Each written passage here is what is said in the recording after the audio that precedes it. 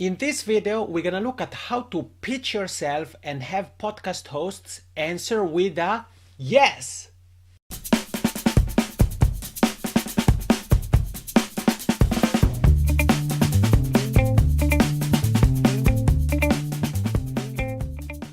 When it comes to being a podcast guest and pitching, there are two ways you can go about it. The first one is to actually rely on a booking service. There are companies that take care of the research and the pitching for you. If this sounds interesting, you can do a search. Perhaps you're working with a company like this already. If not, you can look into Interview Connections and Interview Valet. The second way, and that's what this video is all about, is actually you getting your hands dirty and taking care of the pitching by yourself. You know what goals you want to achieve through podcast guesting. You know what type of podcasts you want to be featured on. Perhaps you already created a list of shows you want to be interviewed for. But how should you actually go about it? Well, here's what many podcast guests do. Entrepreneurs, marketers, authors, coaches, creatives, anybody who wants to be a podcast guest can take care of the pitching by himself or herself. And the way many podcast guests go about it is to simply cold email the host. Hi, my name is such and such, and I would like to be a guest on your podcast.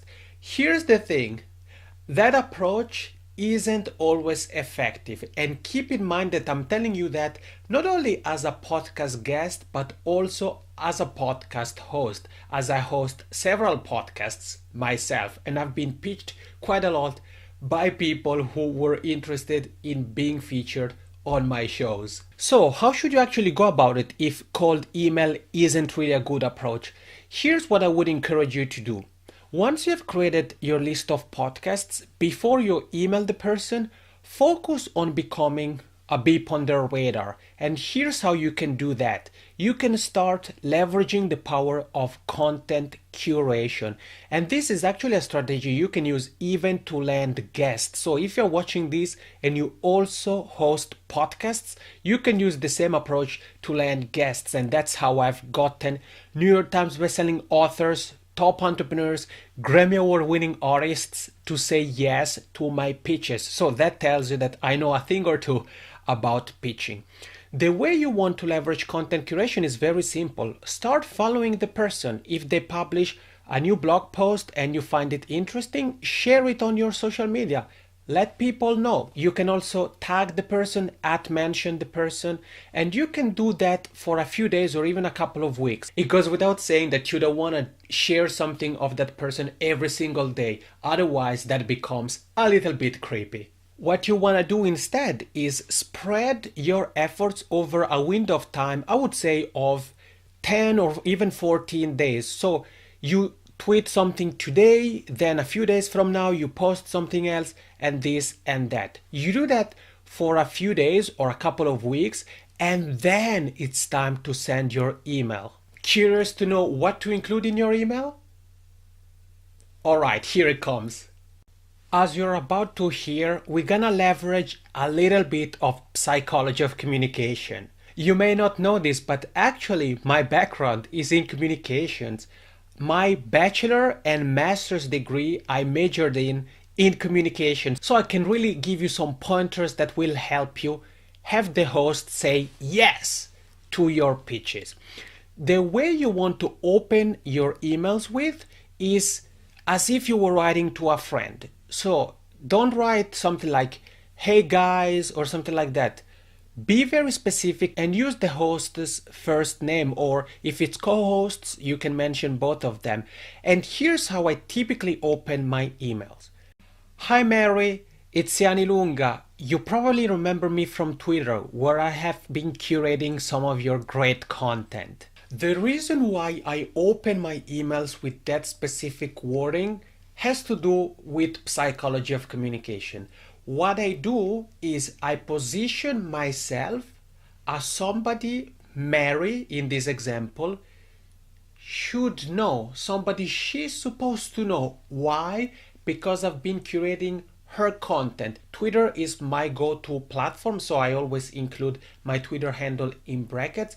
And the reason for that specific sentence is that if my name doesn't tell anything to the host, Mary is gonna be like, oh, okay, this Jan has been curating my content. Let me head over to Twitter and check it out. And when she heads over to Twitter, she's gonna actually see that in fact I've been curating her content. And this is great because by using a similar wording, you immediately position yourself as somebody who isn't a random person, who isn't a stranger, but you position yourself as somebody who, number one, has been helping them, and number two, because of that, you're somebody they are supposed to know. My email continues like this. I'm writing to you because I was wondering, are you looking for guests for your, and then I enter the podcast name. With the first two sentences of the email, I've said who I am and I've put myself on the map. And in addition to that, I also have said why I'm emailing, because I was wondering if you're looking for guests for your podcast. After that, I say something like, I typically talk about, and then I say the specific topic. In my case, it's podcasting. And I'm happy to share advice on, and then I mention a couple of different podcast related topics. It goes without saying that before emailing, before pitching, you want to listen to some of the past episodes, or at least take a look at what are the topics that have been talked about. If the host has just published a podcast that covered your topic of expertise, I don't think there is much point in you mentioning that, because they're going to tell you, well, sorry, but we talked about it last week or a few days ago. So you want to keep an eye on that and mention your area of expertise if you see it's something that hasn't been covered before, or that was covered a long time ago, several months or even a couple of years.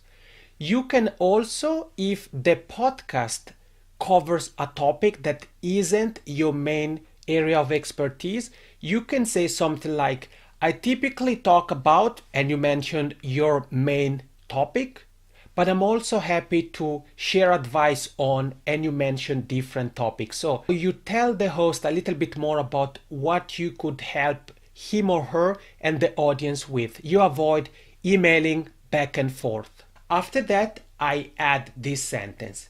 Here's the link to my podcast guest webpage, so that you can take a look and see if I'm a good fit for the show. And I link to my podcast guest webpage. In case you don't know what a podcast guest webpage is or why you need one, make sure to check out, I recorded a different video where I talked about that and I showed a couple of examples. So if a podcast guest webpage is a new concept to you, make sure to check out that video. And my email wraps up with something like, looking forward to hearing your thoughts. Have a great day, Jan. So let's recap. Let me reshare the entire email. Hi Mary, it's Jan Ilunga. You probably remember me from Twitter, where I've been curating some of your content. I'm writing to you because I was wondering, are you looking for guests for podcast name? I typically talk about, say, your main area of expertise, but I'm also happy to talk about, mention a series of topics. Here's the link to my podcast guest webpage so that you can take a look and see if I'm a good fit for your show. Looking forward to hearing from you. Have a great day, Jan. Pretty simple, right? I've actually added the template of this email in the video description, so you're more than welcome to use it. I typically use that kind of template, but I believe in customization. So make sure that you just don't copy paste and say the exact same thing to every single person. You can use the template because certain sentences are going to be the same, like here's the link to my podcast guest webpage and so forth. For example, that sentence is always the same, but other things will vary. So you can use the script you find in the video description, but make sure that you always customize it a little bit and make it sound so that it's actually with your own style. So now you know how to pitch yourself like a pro. In case you don't hear anything back from the host, give it a few days. In case you don't hear anything back, you can follow up. I typically wait for about a week, let's say 5 days to a week. If I don't hear anything back, I follow up.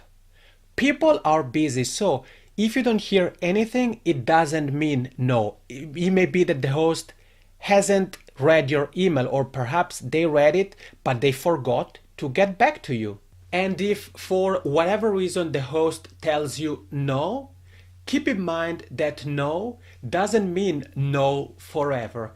It simply means no right now. And that means that if that's a show you really want to be featured on, what you can do is you can put a reminder on your phone few months from now and then reach back out with a good dose of positive vibes. Now you have no more excuses. You know everything, and I mean everything really, there is to know to pitch yourself like a podcast guesting pro.